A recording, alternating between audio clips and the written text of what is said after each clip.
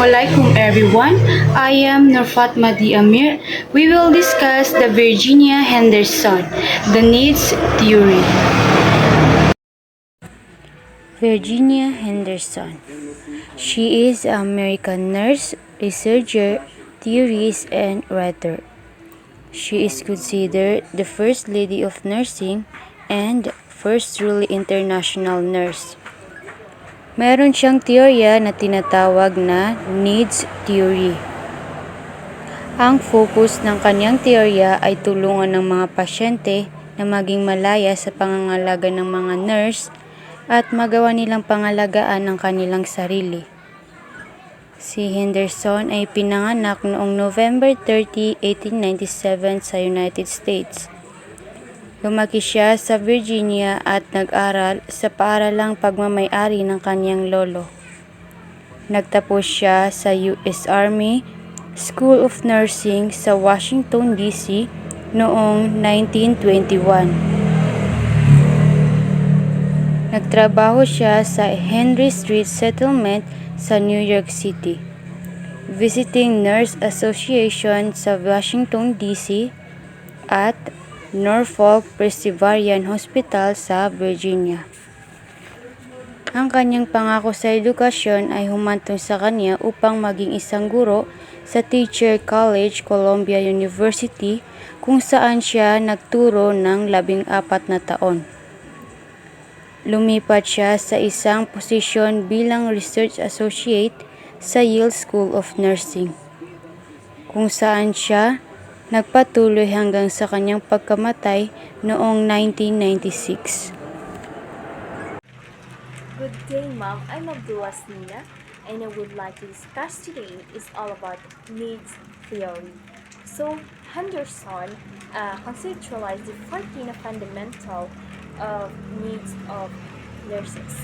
So, these are breathe normally.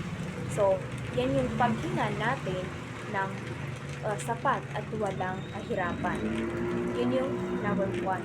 So, number 2 is eat and drink adequately. Ibig sabihin is, yan yung pagkuha ng sapat na nutrition at hydration para sa ating katawan.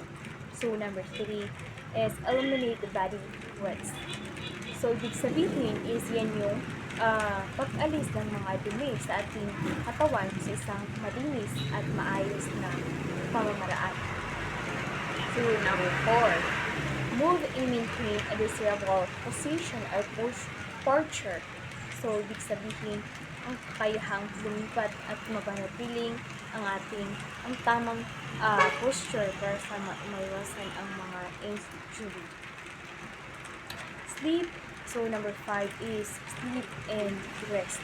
So, ibig sabihin, ito yung ating pagpapahinga sa ating katawan na dapat is may sapat na tayong tulog, upang hindi tayo ma-hydrate or else. Number 6 is select suitable clothes dress in undress. So, ito yung kakayahang pumili at magsuot para sa physical at mental na paggaling. So, number 7, maintain body temperature within a normal range by adjusting clothing and modifying the environment. Ito yung kakayahang panatili ang normal temperature ng katawan sa pamamagitan ng pag-ayos ng damit o kapaligiran.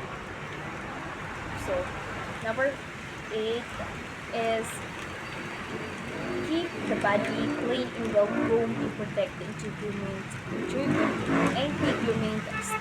ibig sabihin is ito yung pagpapanatili ng personal na kalinisan at pag-aalaga sa ating katawan. So, number 9 is avoid danger in environment and avoid injuring others. So, ibig sabihin is ito yung pag-iwas sa panganib at pagprotekta sa sarili mula sa mga misala. So, number 10 is communicate with others in expressing emotions, needs, fear, or opinion. So, ibig sabihin, ito yung kakayahang makipag-usap at ipahayag ang mga damdamin, your emotion, yeah. And then, pangangailangan at yung mga, ibig sabihin, for example, is opinion, mga opinion para lang makipag-interaction ka sa ibang tao. And then, number 12, 11, I mean, rather, worship according to one's faith. Ito yung pag-worship mo sa yung paniniwala, no? Sa yung paniniwala. Work in such a way that there is a sense of accomplishment. Ito yung pagkakaroon ng layunin. Ito yung pagkakaroon ng layunin at kahulugan sa buhay sa pamamagitan ng trabaho o iba pang aktibidad. So, number 13, play or participate in various form of recreation. Ito yung pagkakaroon ng oras para sa libangan at pag-relax. Or for example is, tired ako mula sa work. So, napag-decisionan ko na magmuni-muni muna sa ibang like restaurant, pumunta doon, mag-bonding with your family. Yeah, it's the example of that. So, number 14 is learn, discover, or satisfy curiosity relates to normal development in health and use the available health facilities. So, ibig sabihin, ang pagnanais na matuto at umunlad sa buhay, no? That is the example of that. Nag-discover ka ng bagong mga curiosity, like, curious ka na kung paano nila yung ginawa, like, paano yun na-experiment, at ganun. So, Henderson gives that type of relationship gives nurses specific responsibilities and roles. So, first one is the nurse-patient relationship. So, ibig sabihin is ito yung relationship ng mga pasyente into nurses. So, first one is the nurse as a substitute for the client. So, ibig sabihin is yan yung nurse ay isa yung nagsisilbing panghahalili sa mga pangailangan ng pasyente. Ginagawa niya ang mga bagay na hindi kaya gawin ng pasyente, of course, para sa kanyang sarili, pansamantala. So, number 2 is the nurse as a helper to the client. So, ibig sabihin, kapag hindi kayang matulungan or matugunan ng pasyente ang kanyang mga pangunahing pangailangan, ang nurse ay nagsisilbing taga-tulong. Siya yung tumutulong sa pasyente. So, number 3 is the nurse as a partner in the client. So, ibig sabihin, ito yung nurse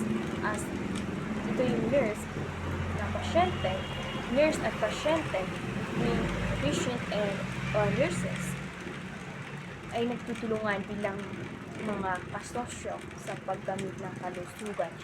Para, ibig sabihin nito is, for example, ako yung pasyente at my nurse.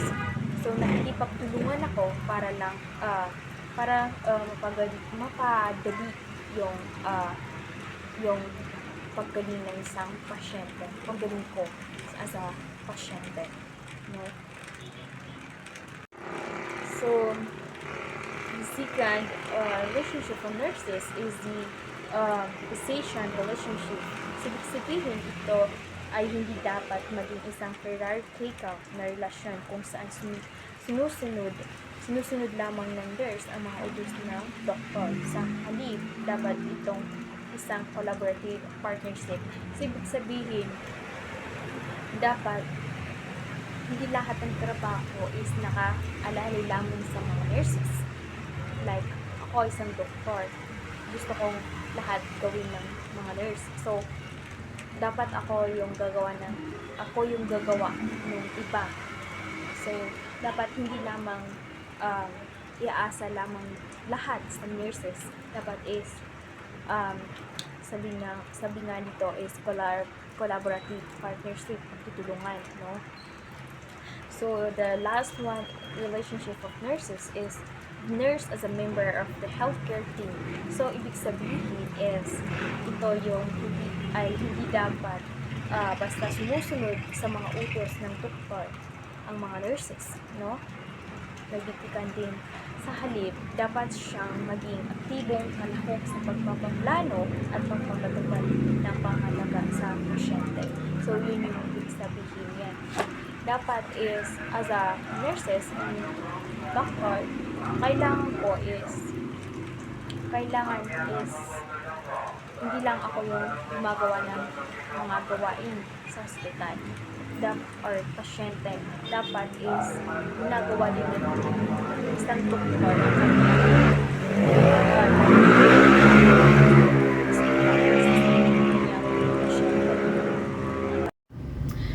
Good day everyone, I am Apantao Junaypa and I will be discussing accepting by the nursing community.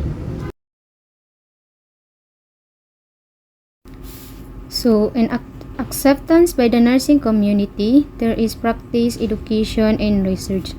And practice, there is assessment phase.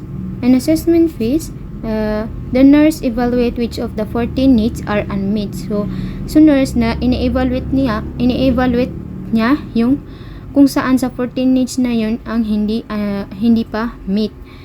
So they gather data through observation and critical thinking. So nagagather sila ng data through observation and critical thinking. So the second is planning phase.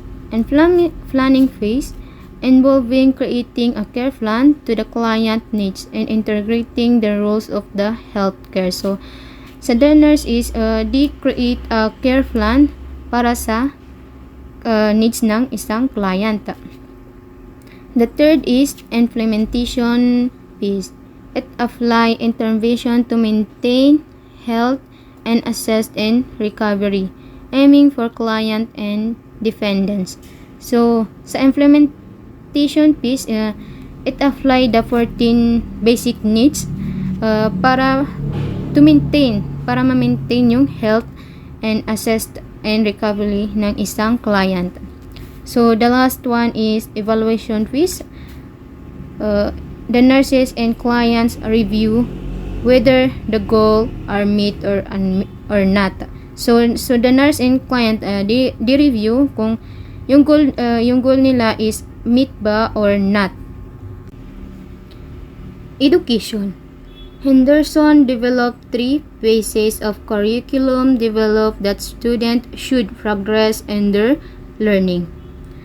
And the first phase, it focuses on daily perform activities and fundamental needs of the client. So, sa first phase is nakapokus lang ito sa performance ng isang clients on their daily activities and giving their fundamental needs. And the second phase, it addresses client need during illness while understanding the therapeutic plan made by physician. So, sa second phase naman is it assess the client to achieve their needs during their illness too. And the third phase, it's centered on the client family dynamic. Research. Henderson supported the use of research in improving the practice of nursing, emphasizing the importance of baccalaureate education. So Henderson she supported the use of research para to improve the nursing practice. It also emphasizing the importance of baccalaureate education. She encouraged nurses to validate their practice and improve care methods using the 14 component as a basis for research question. So she also encouraged the nurses to validate their practice and improve their care methods using the 14 component as basis for research.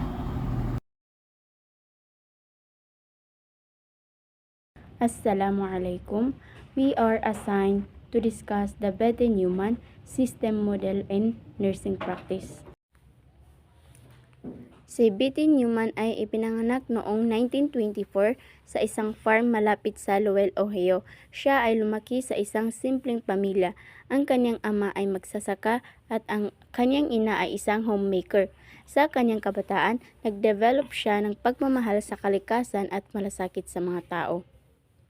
Nakatapos siya ng nursing education sa People Hospital School of Nursing, ngayon ay General Hospital sa Akron, Ohio noong 1947. Nag-aral siya sa University of California, Los Angeles, UCLA at nakatapos ng baccalaureate degree sa nursing noong 1957 at nakatanggap ng master's degree sa mental health, public health consultation noong 1966. Sa 1985, nakakuha siya ng doctoral degree sa clinical psychology mula sa Pacific Western University. Meta-paradigm in nursing. A nursing holistic approach considering all the factors affecting health. Naniniwala si Neumann na ang nursing ay nangangailangan ng holistic approach na isinasaalang-alang ang lahat ng salik na nakakaapekto sa kalusugan ng pasyente. Number 2, person, individual, family, community as an open system. Ang tao ay nakikita bilang isang bukas na sistema na nakikipag-ugnayan sa kapaligiran. Number 3, health, dynamic state along a wellness-illness continuum. Ayon kay Neumann, ang kalusugan ay dynamic at nakasalalay sa estado ng continuum ng kalusugan ng isang tao. Number 4, environment, internal and external stressor affecting health. Ang kapaligiran kasama ang intrapersonal at interpersonal na stressor ay may malaking epekto sa kalusugan ng tao. Si Bethe-Neumann ay isang mahalagang figure sa larangan ng nursing na nagbigay ng mahalagang contribution sa pag-unawa ng holistic na kalusugan at ang ugnayan nito sa kapaligiran. Ang kanyang modelo ay patuloy na ginagamit at pinapino sa nursing practice at education. Hi everyone, my name is Jalfa Badruddin, and now let's talk about Neumann Systems Model. When you hear about Neumann System Model, all you need to remember is it talks about stressors and the response to this actual potential stressor, and it's the nurse's job to maintain stability to the client system through intervention. Neumann describes the systems model by stating the following. The Neumann Systems Model is a unique open systems-based perspective that provides unifying focus for approaching a wide range of concerns. A system acts as a boundary for a single client, a group, or even a number of groups. It can also be defined as a social issue. A client system and interaction with the environment delineates the domain of nursing concerns. Let's proceed to the client system. These are actually self-explanatory. Number 1, physiological, refers to the structure and function of the body. Second is physiological, refers to mental processes and relationship. Number 3, sociocultural, refers to system function that relate to social and cultural expectation and activities. Number 4, the developmental, age-related processes and activities. And number 5, the spiritual, beliefs and influences. What Neumann tried to tell us, when we try to make an assessment to the patient, we should assess of all these variables because every one of us are different and may have a different developmental variable than you, and that is why we should assess all 5 variables.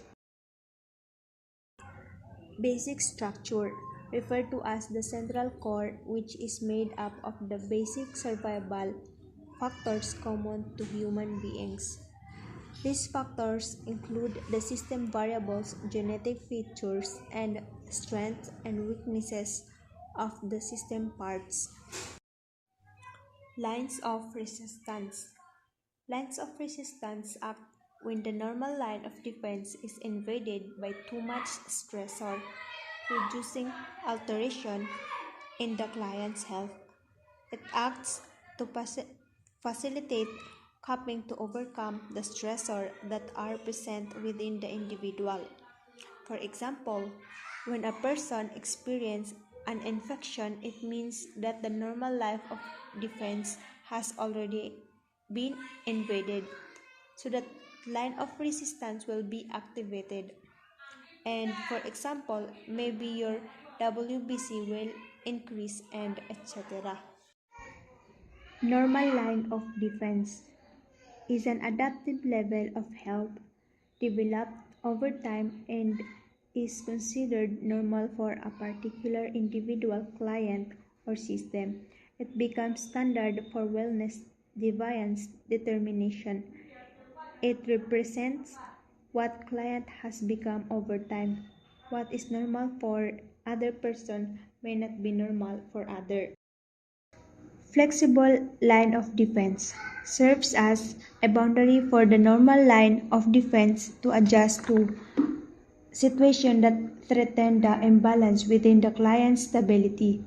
It expanded the range of normal defense from becoming invaded by the stressors, thus increasing its protection. For example, doing a daily exercise, a person who does daily exercise will become more fit, which means they can resist the stressor more than the other person who doesn't do daily exercise. Health. According to Newman, it is a continuum of wellness to illness that is dynamic in nature. Optimal wellness can only exist when the needs of the total system are completely met. Wellness. This exists when all system subparts interact in harmony with the whole system and all system needs are being met. Illness occurs at the opposite end of the continuum from wellness and presents a state of instability and energy depletion. Stressors. Stressors are focuses that produce tension, alteration, or potential problems causing instability within the client system. The importance of identifying the stressor helps nurses to appropriately use action to address and help solve the produced problem. These stressors may come from interpersonal forces, and extrapersonal forces. Intrapersonal forces, which occurs within the client system and correlate with the internal environment, such as conditioned responses. Interpersonal forces occur between one or more individuals, such as role expectation. Extrapersonal forces occur outside the individual, such as social policy or financial circumstances. Degree of reaction.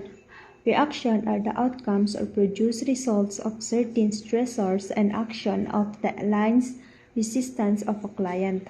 It can be positive or negative depending on the degree of reaction the client produces to adjust and adapt with the situation. Newman specified this reaction as negentropy or egentropy. Negentropy is set towards stability or wellness, while egentropy is set towards disorganization of the system, producing illness. Prevention as intervention. Prevention is used to attain balance within the continuum of health. These are actions that generate good results or are aimed towards hindering negative outcomes. There are 3 levels of prevention according to this theory. Number 1 is primary prevention. Focuses on foreseeing the result of an act or situation and preventing its unnecessary effects as possible.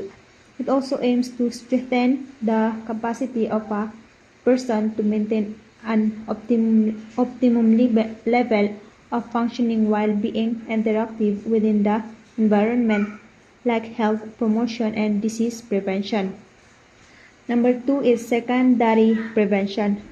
Focuses on helping elevate the actual existing effects of an action that altered that balance of health of a person. It aims to reduce environmental influences that lead to the decline of the level of functioning of a person and strengthening or restoring a person's resistance after the illness, exposure, early detection of disease, and prompt treatment, for example. And number 3, tertiary prevention focuses on actual treatments or adjustment to facilitate the strengthening of person after being exposed to a certain disease or illness. It aims to prevent the regression or reoccurrence of the illness and the manner of rehabilitation, as in the case of disability avoidance and physical therapy. I am Faraman Princess Aisha, and I'm going to discuss the acceptance by the nursing community by Newman.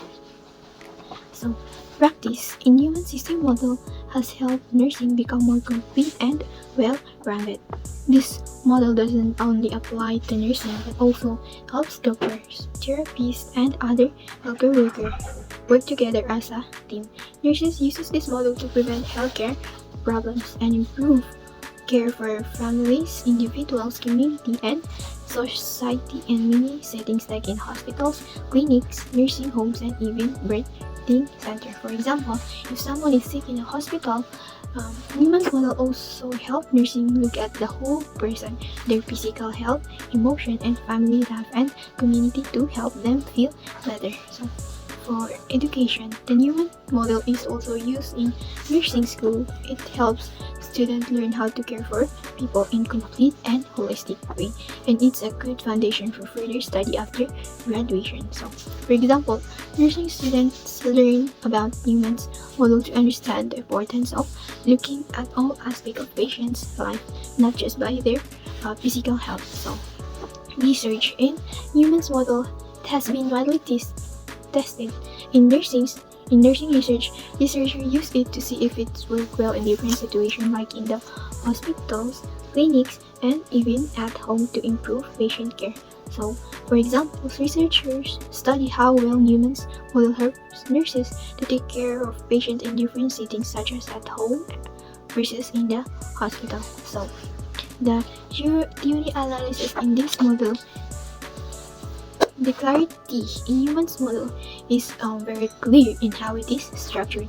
The model shows that the person's health is surrounded by different layers of protection. The model aligns with the core value of nursing and is similar to others well-known theories like those by Gestalt and Cillier. So, the simplicity of, for example, imagine a person's health is like an sibuyas. The layers around them protect their well-being, just like how nurses use this model to understand health. So, the simplicity of this model is some people find it Newman's model is simple to understand, while others thinks it's a bit complicated. But in general, it helps nurses to understand a person's health and how stress can affect them. So, this model also helps nurses plan ways to prevent health problems. So, for example, if someone feels stressed or sick, nurses can use this model to figure out what caused it and how to prevent it from getting worse. So, the generality in Newman's model or in Newman's theory, this model works in many different healthcare settings from hospitals to homes to schools. It also looks at all parts of a person like the physical, emotional, mental, and even the spiritual, which makes it very complete to care for other people. So, example, whether a nurse is helping someone in school, hospital, or at home, they can use this model to provide better and well-rounded care. So, the accessibility of this model, some people think that using Newman's model makes it easier for nurses to gather important information to help care for their patients. As more nurses uses this model, the care patient receive gets better. So, for example, if nurses use this model correctly, they can better understand what the patient needs, whether they are at home or in a hospital, and give them the right care. And lastly, the importance of this Newman's model helps nursing with assessing, figuring out what's wrong, planning care, carrying out the plan, and checking if it's work.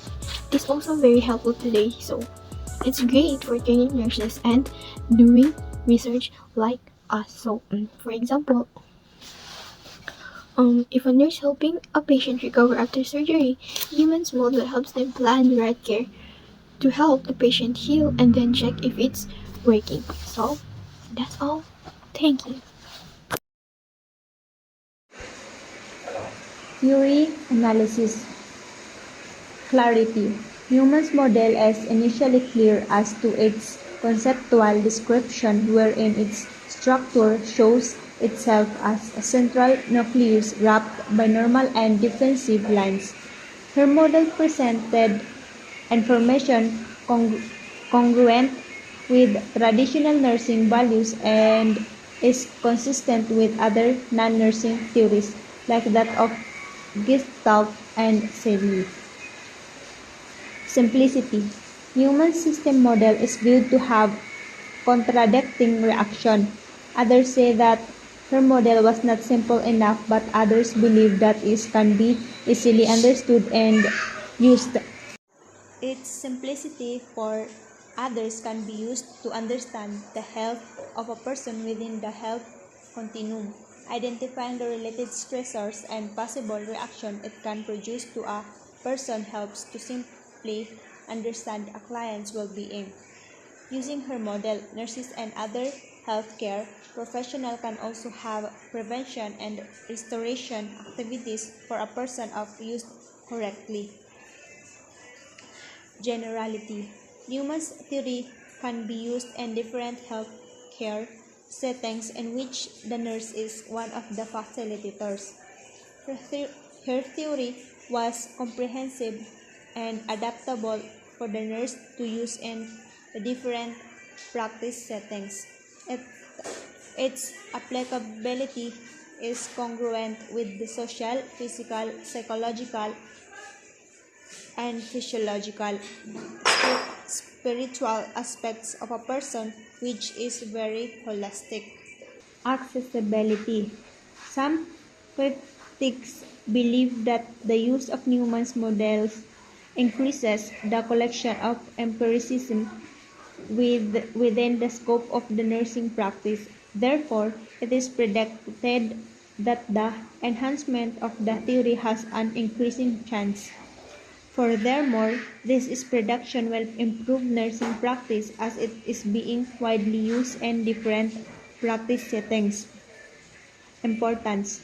Newman's theory provides guidelines for a personal nurse to have an accurate assessment, planning, implementation, and evaluation of the planned care for their clients. Also, its characteristics are applicable to the 21st century. Therefore, it can be used for basis or research, thus producing new nursing knowledge that can significantly utilized within the scope of the nursing practice.